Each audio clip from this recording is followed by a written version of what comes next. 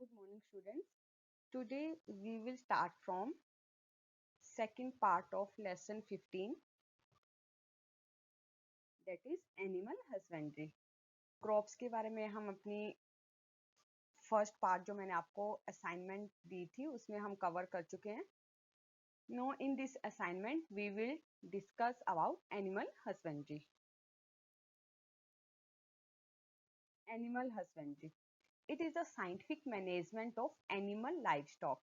Means कि animal husbandry किसे कहा गया है? Scientific management of animal life stock. Life stock means जैसे कैटल्स और कोई एनिमल्स जिसे कि हम अपने यूज के लिए मीन्स के जैसे डोमेस्टिकेशन करते हैं, यूज्ड ऑन फार्म्स.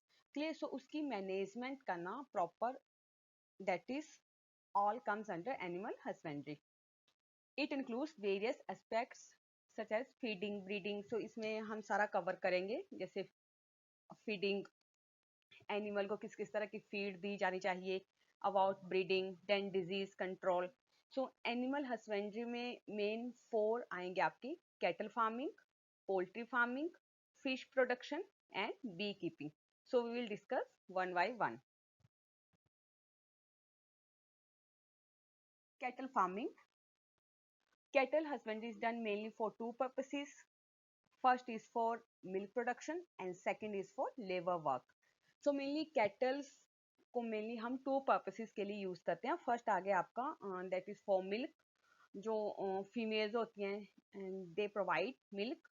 और जो animals milk provide करते हैं हमें, उन्हें कहा जाता है milch animals. Second one is the that is used for labor. उन एनिमल्स को कहा जाता है ड्रॉट एनिमल्स. मीन्स कि जिसे जैसे हम यूज करते हैं टिलिंग, इरिगेशन, कार्टिंग, जैसे फील्ड्स में प्लॉइंग के लिए, इरिगेशन पर्पसेस, कार्टिंग, सामान ढोने के लिए. तो वो जितने भी एनिमल्स हैं वो सब आ जाएंगे आपके under the category draught animals. Indian cattle belong to 2 different species. जैसे यहाँ पर ये जो आपका बताया गया है, bos indicus and bos vivalis, that is scientific name of cow, and second one is the scientific name of buffaloes. Milk production. Milk production depends to some extent on the duration of the lactation period, meaning the period of milk production after the birth of a calf. So means milk production depend करती है कि किसी भी female cattle में lactation period कितना है. Lactation period किसे कहा गया है? That is a period of milk production after the birth of a calf. कि कोई भी एनिमल कितने टाइम तक हमें मिल्क दे रहा है, that is the lactation period. So milk production को हम कैसे इंक्रीज कर सकते हैं? By increasing lactation period. अब यहाँ पर जैसे ब्रीड्स के नेम दिए गए हैं. First one is the exotic और फॉरेन ब्रीड्स. मीन्स कि जो हमारे इंडिया में नहीं है, जो बाहर से लाई गई. For example Jersey, brown Swiss are selected for long lactation periods. इन ब्रीड्स को सिलेक्ट करा गया क्योंकि इनमें जो लैक्टेशन पीरियड था वो ज्यादा था, ज्यादा टाइम तक ये मिल्क प्रोवाइड कर रहे थे. Then local breeds, for example red Sindhi, Sahiwal, they show excellent resistance to diseases. अब इनमें कौन सा कैरेक्टर्स था? मीन्स कि ये जैसे डिजीज को रेजिस्ट कर रहे थे. बीमारी इनमें बहुत, जैसे हम ये कह सकते हैं कि डिजीज इनमें नहीं हो रही थी, उसे रोक रहे थे. सो इन दो स्पीशीज में हमने 2 ब्रीड्स में अलग अलग कैरेक्टर्स देखे. 2 can be crossbred to get animal with both the desired qualities. अगर हम इन 2 breeds में मीन्स कि जो एग्रीकल्चर डिपार्टमेंट में जो होते हैं, अगर वो ब्रीडिंग करवाते हैं इन 2 एनिमल्स में, सो जो नेक्स्ट जनरेशन मिलेगी that contain character of both the parents. Means कि उस जनरेशन में क्या होगा? लॉन्ग लैक्टेशन पीरियड भी देखने को मिलेगा and second character is the that is excellent resistance to diseases. Animal shelter. अब नेक्स्ट है आपका कि एनिमल शेल्टर कैसा होना चाहिए. So proper cleaning, shelter facilities provide करनी चाहिए हमें कैटल्स को. सो अगर मीन्स कि अगर वहां पर प्रॉपर क्लीनिंग होगी, शेल्टर प्रॉपर होगा, तभी मिल्क प्रोडक्शन भी गुड होगी. सो यहाँ कुछ फीचर्स दिए गए हैं animals require regular brushing to remove dirt and loose hair, regular brushing होनी चाहिए एनिमल्स की ताकि हम डर्ट को रिमूव कर सके। देन जो उनका शेल्टर है प्रॉपर वेल वेंटिलेटेड होना चाहिए, वेंटिलेशन ताकि हवा वहाँ प्रॉपर आती रहे, और जो रूफ है प्रॉपर होनी चाहिए ताकि वो उन्हें रेन हीट एंड कोल्ड से बचा सके। जो फ्लोर्स है एनिमल शेड की उनकी कैसी होनी चाहिए, वो that is sloping. Sloping means कि ताकि वो जैसे ड्राई रह सके एंड प्रॉपर वहां पर क्लीनिंग होनी चाहिए। अगर ये सब फीचर्स अगर हम एनिमल शेड में प्रोवाइड करते हैं उन्हें, तभी मिल्क प्रोडक्शन को इंक्रीज किया जा सकता है। फूड रिक्वायरमेंट्स, अब फूड रिक्वायरमेंट्स कैसी होनी चाहिए? सो डेयरी एनिमल्स को जो फूड रिक्वायरमेंट्स है मेन टू टाइप्स की। First one is the maintenance requirement, that is ऐसा फूड जो कि ग्रोथ के लिए that is required for sport, ठीक है, ताकि कैटल्स एक हेल्दी लाइफ जी सके। And second one is the milk producing requirement, ऐसा फूड जो कि लैक्टेशन पीरियड को इंक्रीज कर रहा है। एनिमल फीड इंक्लूड्स, अब एनिमल फीड में क्या क्या आता है? Roughage which is largely fibre, roughage mean जैसे फाइबरस मटेरियल होते हैं, एनिमल इजिली डाइजेस्ट करते हैं उसे। concentrates that is low in fiber and contain relatively high levels of proteins and other nutrients, उसमें प्रोटीन ज्यादा होते हैं, इसके अलावा और न्यूट्रिएंट्स भी होते हैं, ठीक है। ये तो मेन आपके न्यूट्रिशियस फूड मटेरियल बताए गए हैं एनिमल्स के लिए। इसके अलावा और आ गया certain feed additives containing micro nutrients promote health and milk output. इसके अलावा और भी रिक्वायरमेंट्स होती हैं जो कि हम फूड एडिटिव्स होते हैं एनिमल्स को दे सकते हैं to keep them healthy and increase the lactation period. Cattle diseases, so बहुत सी ऐसी डिजीजेस हैं जो कि कैटल्स में देखने को मिलती हैं। So the diseases besides causing death, इससे मीन्स की जो मिल्क प्रोडक्शन है वो भी कम होती है। अब क्या क्या कारण है कैटल्स में डिजीज के, क्या कारण जिससे कि उनमें बीमारी हो रही है? कुछ एक्सटर्नल पैरासाइट्स होते हैं, कुछ internal parasites. Parasites means disease causing organisms. External means जो कि बॉडी के बाहर होंगे, वो स्किन में होते हैं, so mainly cause skin diseases. जो इंटरनल पैरासाइट्स होते हैं जैसे worms, so mainly affect stomach and intestine, body के अंदर रहते हैं वो। Then flukes, again small worms होते हैं, ये लीवर को डैमेज करते हैं। इसके अलावा और भी इंफेक्शियस डिजीजेस होती हैं कैटल्स में बैक्टीरिया एंड वायरसेस के कारण। Vaccination are given to farm animals against many major viral and bacterial diseases. जैसे आपने देखा होगा, अगर कैटल्स जैसे लोगों ने घर पर रखे होते हैं तो टाइम टू टाइम उन्हें वैक्सीनेशन टीकाकरण किया जाता है। सो वैक्सीनेशन क्यों प्रोवाइड की जाती है कैटल्स को? मेनली डिजीजेस से उन्हें प्रोटेक्ट करने के लिए, बचाने के लिए। Then next one is the poultry farming. It is mainly to raise domestic fowls for egg production and chicken meat broilers. So poultry farming में mainly जो फॉल्स होते हैं उनको प्रॉपर केयर की जाती है। First is for egg production, second is for chicken meet. Egg production के लिए जो फॉल्स आएंगे इसके अंदर उन्हें कहा गया लेयर्स, एंड जो mainly that is used for chicken and meat production, those are known as broilers. Cross breeding, cross breeding किसे कहा गया है? इसमें क्या करते हैं, exotic breed and local breed, means की जो बाहर की ब्रीड होगी जो बाहर से लाई गई है, और लोकल ब्रीड जो कि उसी पर्टिकुलर एरिया में पाई जाती है, उन टू ब्रीड्स में क्रॉसिंग करवाई जाएगी। और ये क्रॉसिंग क्यों करवाई जा रही है? बिकॉज एक स्पीशीज में हमें एक ब्रीड में सारे कैरेक्टर्स नहीं मिलते हैं, तो हम क्या करते हैं, कैरेक्टर्स को सिलेक्ट करते हैं। हो सकता है कि कोई ऐसा पोल्ट्री प्रोडक्ट मीन्स की फॉल जैसे जो अच्छी हैंस एग प्रोडक्शन अच्छी है, जिसमें कुछ में चिकन मीट क्वालिटी अच्छी होगी, तो उसमें क्रॉस ब्रीडिंग करवाई जाती है। जैसे यहाँ देख के रखा है आपका Indian breeds, for example Aseel, and foreign exotic में आ गया leghorn. So mainly variety improvements के लिए क्रॉस ब्रीडिंग करवाई जाती है। So then new varieties for the following desirable traits, कौन कौन से ट्रेड्स हैं जो कि हमें चाहिए जिसके लिए कि क्रॉस ब्रीडिंग करवाई जा रही है? Number and quality of chicks, dwarf broiler parent for commercial chick production. Clear means कि जो broilers provide कर रहे हैं, dwarf means they have small in size. Summer adaptation capacity, tolerance to high temperature. Adaptation capacity उनकी ज्यादा होनी चाहिए high temperature को, ताकि वो tolerate कर सके. Low maintenance requirements, easily उन्हें maintain करके रखा जा सके. Reduction in the size of egg laying bird, again जो egg laying bird है, their size is also means की reduction, there is something reduction, जैसे कि small होना चाहिए. Egg and broiler production. Broilers chickens are fed with vitamin rich supplementary feed for good growth and better feed efficiency. So जो broilers chickens होते हैं means की जो मीट प्रोवाइड करते हैं, उन्हें कैसा फूड दिया जाता है, विटामिन रिच, जिससे कि ग्रोथ अच्छी होगी.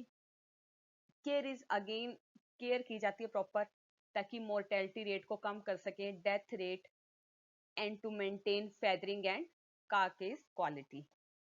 Carcass means dead remains of that broilers. जो डेली फूड रिक्वायरमेंट्स हैं ब्रॉयलर्स की, that is again rich in proteins with adequate fat, और जो विटामिन ए एंड के लेवल्स हैं वो भी मेनली उसमें हाई होने चाहिए. Good production practices, maintenance of temperature and hygienic conditions in housing and poultry feed. जहां हम उन्हें रख रहे हैं पोल्ट्री फार्म्स में, वहां टेम्परेचर प्रॉपर होना चाहिए. हाइजीनिक कंडीशन मीन्स प्रॉपर साफ सफाई होनी चाहिए. Prevention and control of diseases and paste, जैसे कि और ऐसी कंडीशंस होनी चाहिए जो कि वहां पर जिस कारण डिजीजेस वहां नहीं हो पा रही हैं, ठीक है. और पेस्ट कंट्रोल मेजर्स को भी हमें वहां इम्प्लीमेंट करना चाहिए. Poultry diseases. So poultry falls suffer from a number of diseases. बहुत सी diseases हैं that is caused by viruses, bacteria, fungi, and again there is one more factor that is responsible for the diseases: nutritional deficiencies. These necessitate proper cleaning, sanitation, and spraying of disinfectants at regular intervals. So कौन से ऐसे factors हैं जिससे कि हम diseases को कम कर सकते हैं? प्रॉपर क्लीनिंग होनी चाहिए पोल्ट्री फार्म्स की, प्रॉपर सैनिटेशन, डिसइंफेक्टेंट्स की स्प्रे होनी चाहिए वहां पर at regular intervals, means time to time. Then again time to time vaccination होनी चाहिए, ताकि डिजीज होने से पहले ही उन्हें प्रोटेक्ट किया जा सके पोल्ट्री पॉल्स को. Then next one is the fish production. So there are two ways of obtaining fish. One is from natural sources, जिसे कहा जाता है capture fishing, and second one is the that is by fish farming, जिसे कहा जाता है culture fishery. Fishing can be done both by capture and culture of fish in two water sources, marine and freshwater ecosystems. Marine में आ जाएंगे जैसे आपके sea, oceans, etc. And freshwater ecosystem जैसे rivers, ponds, lakes, ये आपके इसमें आ जाएंगे. Marine fisheries. Popular marine fish varieties include pomfret, mackerel, tuna, sardines, bombay duck. ये आपकी marine fish varieties के name है. Catching fishes. Marine fish are caught using many kinds of fishing nets. Clear, जैसे आपने देखा होगा फिशिंग नेट्स यूज किए जाते हैं, ठीक है. और नेट्स में बहुत सी फिशेस एक साथ आ जाती हैं. फिशिंग नेट को यूज किया जाता है from the fishing boats.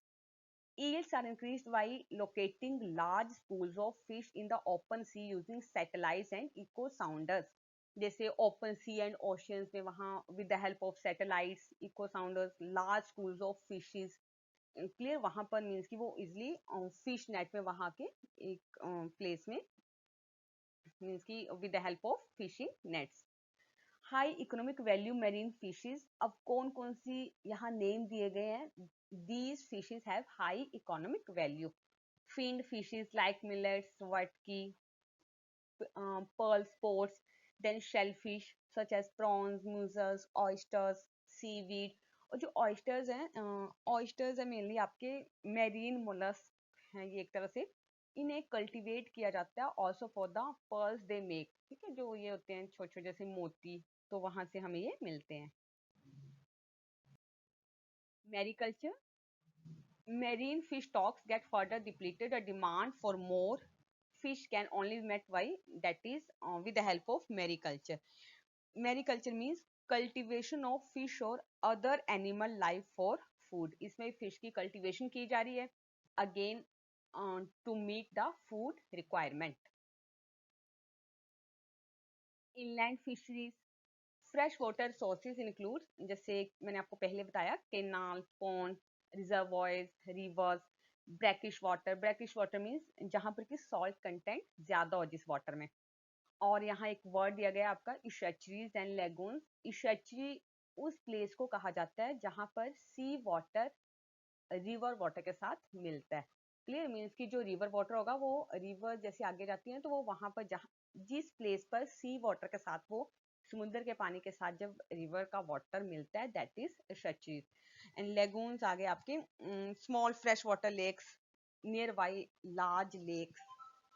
Then while capture fishing is also done in such inland water bodies. Capture fishing भी यहाँ करी जाती है। Most fish production is through aquaculture. Clear, what fish production mainly की जाती है with the help of aquaculture, cultivation of aquatic animals for food. Fish culture is sometimes done in combination with rice crop. और कई बार क्या करते हैं fish culturing को, जो राइस क्रॉप्स होते हैं, because rice crops required a plenty of water for their growth. Clear, तो वहां पर भी क्या कर सकते हैं, पैडी फील्ड्स में जहां पर बहुत ज्यादा पानी हम रखते हैं कुछ टाइम के लिए, सो फिशेस को भी वहां साथ साथ में ग्रो करवा सकते हैं। Next one is the composite fish culture system, very important. अब किसे कहा गया ये? A combination of 5 or 6 fish species is use in a single fish pond. Composite fish culture system में क्या करते हैं, एक सिंगल फिश पॉन्ड में हम 5 या 6 फिशेज डालते हैं और ऐसी फिशेज को सिलेक्ट करा जाता है जो कि अलग अलग वेराइटीज की होंगी। Clear, because these fishes are selected so that they do not compete for food among them. अगर एक ही स्पीशीज की फिशेस हम सेलेक्ट करते हैं तो उससे क्या होगा, वो आपस में compete करेंगे फूड के लिए, इसलिए हम अलग अलग स्पीशीज इसलिए सेलेक्ट करते हैं ताकि कोई कंपटीशन में ना हो। ठीक है, हर किसी की फूड हैबिट डिफरेंट होगी। As a result the food available in all the parts of the pond is use. जब हम different species of fishes use करते हैं तो पॉन्ड में जितना भी डिफरेंट पार्ट्स में फूड है वो सारा यूज कर लिया जाता है फिशेज के द्वारा। जैसे यहाँ एग्जांपल दिया गया, कैटलस आर सरफेस फीडर्स। जो कैटलस है वो सरफेस पर ही रहेंगी, वहां फीड करेंगी। Rohus feed in the middle zone of the pond. रोहू जो पॉन्ड के मिडल जोन में फीड करेगी। Then mrigals and common carps वो फीड करेंगी, दो ज्यादा bottom feeders, bottom means base of the pond. Then grass carps feed on the weeds, जो भी कुछ अनवांटेड प्लांट्स होंगे वहां पर वीड्स, ठीक है, वहां फीड करेंगी।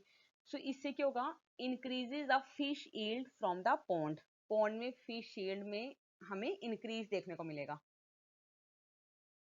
कंपोजिट फिश कल्चर प्रॉब्लम्स, अब देखो क्या प्रॉब्लम्स जैसे इसमें आती हैं। Many of fishes, these fish breed only during monsoon. बहुत सी स्पीशीज ऐसी हैं जिनका ब्रीडिंग सीजन ओनली मॉनसून ही रहता है।